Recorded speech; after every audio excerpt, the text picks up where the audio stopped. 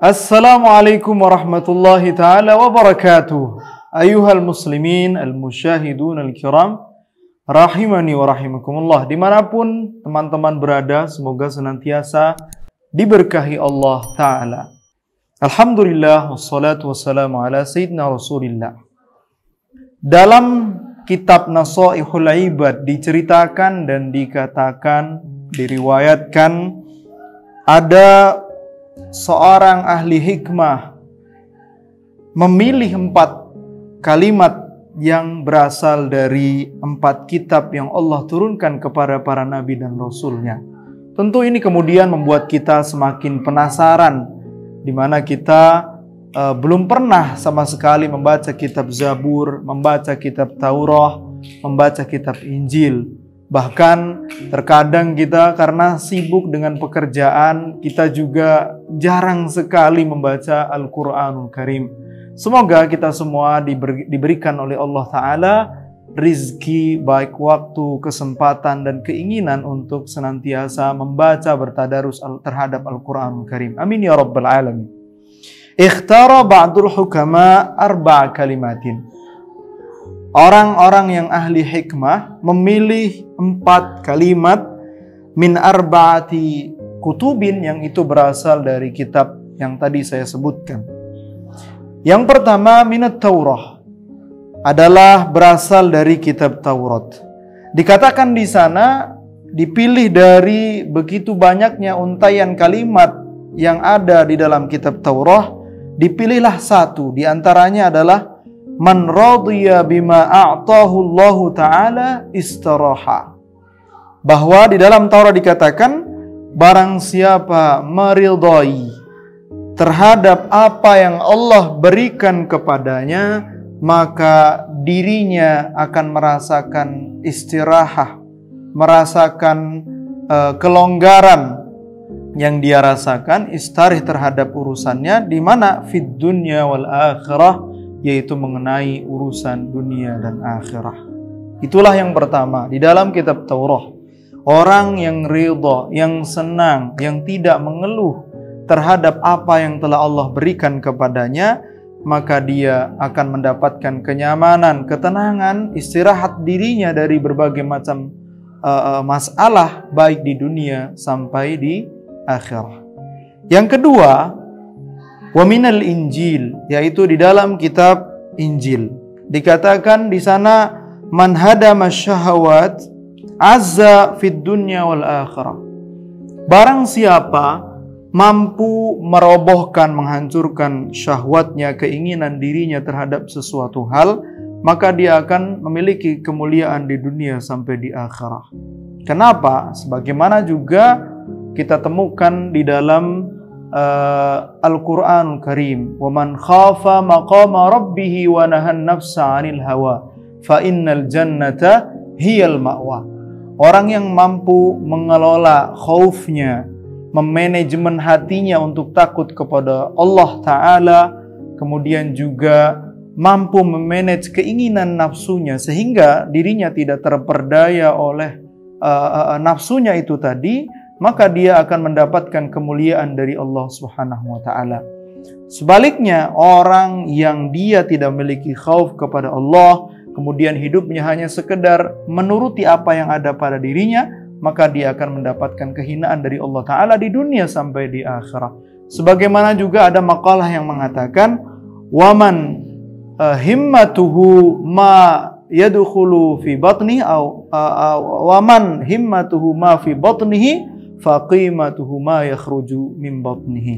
Orang yang cita-citanya, kepentingannya, semua urusannya itu adalah untuk apa yang ada dalam perutnya, untuk makannya, untuk kesenangannya, maka nilai dia di hadapan Allah Ta'ala adalah sebagaimana apa yang keluar dari dirinya ketika sedang membuang hajatnya.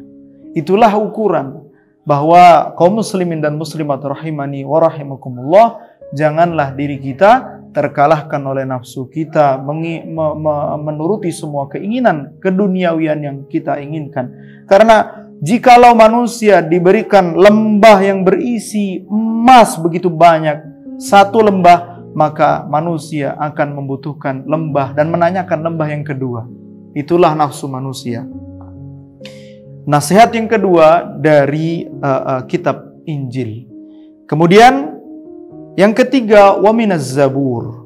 Kaum muslimin dan muslimat rahimani wa rahimakumullah, apa nasihat yang terdapat di dalam kitab Zabur itu? Man tafarrada 'anil nas naja fid dunya wal akhirah. Barang siapa menyendiri, tidak banyak bergaul dengan manusia, maka dia akan mendapatkan keselamatan di dunia dan di akhirat. Tentu ada makna yang lain yang kita juga harus pahami. Bukan berarti kemudian orang ini harus menjadi introvert, terkurung oleh dirinya sendiri. Tentu bukan itu maknanya. Bahwa Nabi kita Muhammad SAW adalah seseorang yang mengurusi masyarakat yang luas, bersosial dengan baik. Bahkan sebagian besar ajaran Al-Quran adalah akhlak terhadap sesama manusia. Lalu bagaimana sebenarnya makna man tafarrada 'anin nas? Adalah mereka yang tidak berikut campur di urusan manusia yang tidak ada manfaatnya. Misalnya, daripada kita berduduk-duduk mengobrolkan kesana kemari yang akhirnya terjerumus kepada menghibah atau memfitnah orang lain, maka saya kira jadikanlah perkumpulan itu, waktu itu untuk melakukan sesuatu yang lebih bermanfaat. Orang yang bisa menghindari sesuatu yang tidak bermanfaat, maka imannya akan sempurna. Sebagaimana juga dikatakan memang seperti nilai yang tadi, bahwa seseorang min alamati husni islamil mar'i adalah tarkuhu ma la ya'ni.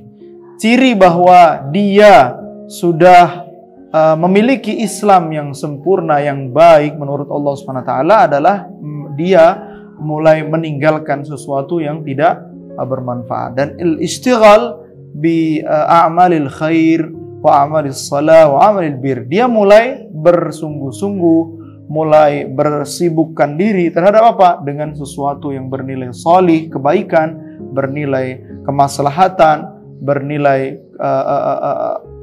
manfaat untuk banyak orang. Nah, itulah ciri-ciri bahwa seseorang mendapatkan derajat pangkat Islam yang baik. Sebagaimana juga di sini menjadi dalil untuk perkataan yang ada di kitab Zabur itu, man tafarrada 'anin nas naja fid dunya wal akhirah. Orang yang bisa menghindari perkara yang tidak bermanfaatnya dengan ikhtilat bercampurnya dengan banyak manusia, maka dia akan selamat dunia dan akhirat. Hakadha ikhwani wa akhwati fillah rahimani wa rahimakumullah.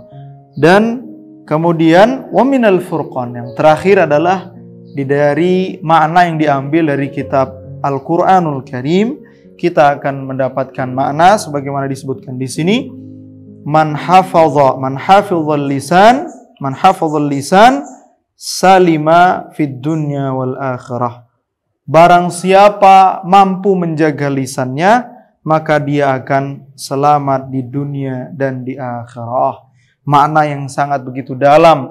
Orang yang memiliki lisan yang banyak memuji, banyak menyebutkan kebaikan orang, dan terhindar dari banyak menyebutkan keburukan orang lain, banyak terhindar dari memfitnah orang lain, maka lisannya akan menuntunnya menuju ridha Allah Ta'ala.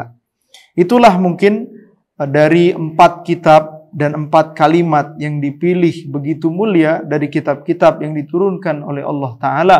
Semoga kita bisa mengamalkannya. Wabillahi taufiq wal hidayah. Hadanallahu iyyakum ajma'in. Assalamualaikum warahmatullahi ta'ala wabarakatuh.